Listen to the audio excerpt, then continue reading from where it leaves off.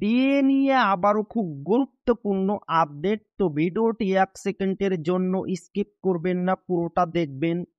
আর আপনি যদি আমাদের চ্যানেলের নতুন দর্শক হয়ে থাকেন এবং চ্যানেলকে সাবস্ক্রাইব না করে থাকেন, তো অবশ্যই চ্যানেলকে সাবস্ক্রাইব করবেন এবং আমাদের পাশে থাকবেন।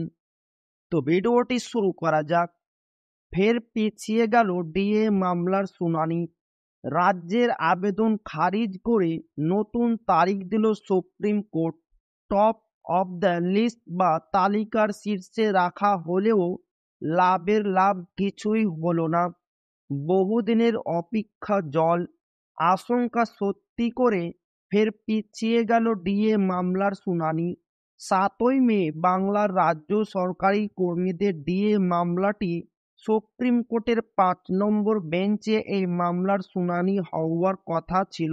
আদালত সূত্রে খবর, অন্য একটি জরুরি মামলায় ব্যস্ত থাকার কারণে ডিএ মামলার শুনানি সম্ভব হয়নি। জুলাই মাসে শুনানির দিন রাখার জন্য এদিন আদালতে আর্জি জানান রাজ্যের আইনজীবী।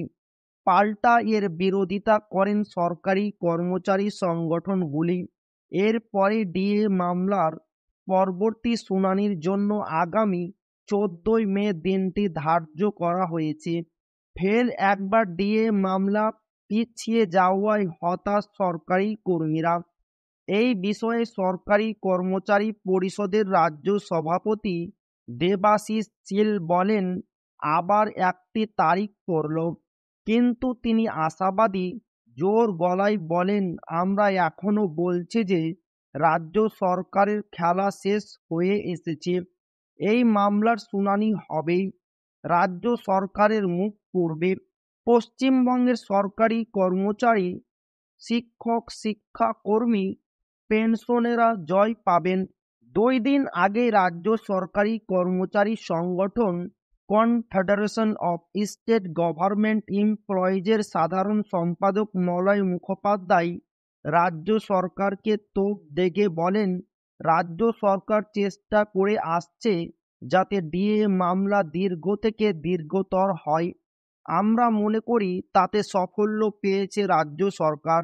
প্রসঙ্গত, 2022 সালের 28শে নভেম্বর রাজ্য সরকারি কর্মচারীদের ডিএ মামলা প্রথমবার সুপ্রিম কোর্টে উঠেছিল। তারপর গত বছর ডিসেম্বরে মামলাটি শেষবার শুনানির জন্য উঠেছিল। 2022 সালের 20 মে ডিএ মামলা হাইকোর্টে উঠলে আদালতের নির্দেশ ছিল 3 মাসের মধ্যে রাজ্য সরকারি কর্মচারীদের বকেয়া ডিএ মিটিয়ে দিতে হবে। তবে উচ্চ আদালতের ডিএ রায়কে চ্যালেঞ্জ জানিয়ে রিভিউ পিটিশন দাখিল করেছিল রাজ্য, যদিও তা খারিজ হয়ে যায়। এদিকে এরই মাঝে 3টি রাজ্য সরকারি কর্মচারী সংগঠন রাজ্যের বিরুদ্ধে আদালত অবমাননার মামলা দায়ের করে। সেই মামলার মধ্যে পাল্টা শীর্ষ আদালতে যায় রাজ্য। উচ্চ আদালতে ডিএ মামলাকারীরা জয় পেয়েছিল। গত 2022 সালের 20 মে হাইকোর্ট নির্দেশ দিয়েছিল যে 3 মাসের মধ্যে রাজ্য সরকারি কর্মচারীদের বকেয়া ডিএ মিটিয়ে দিতে হবে। এরপরে রাজ্য সরকার স্পেশাল লিভ পিটিশন দায়ের করে। সেই প্রেক্ষিতে মামলা শুরু হয় সুপ্রিম কোর্টে। 2022 সাল থেকে 2025 এখনও সেই মামলা ঝুলে রয়েছে। তো এই ছিল ডিএ নিয়ে খুব গুরুত্বপূর্ণ আপডেট, যা আপনাদের মাঝে শেয়ার করলাম। তো ভিডিওটি ভালো লাগলে অবশ্যই আপনার বন্ধুদের শেয়ার করবেন, যাতে তাদেরও উপকার হয়।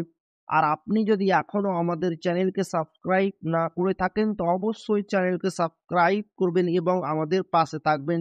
তো আবারও দেখা হবে ডিএ রিলেটেড খুব গুরুত্বপূর্ণ ভিডিওতে।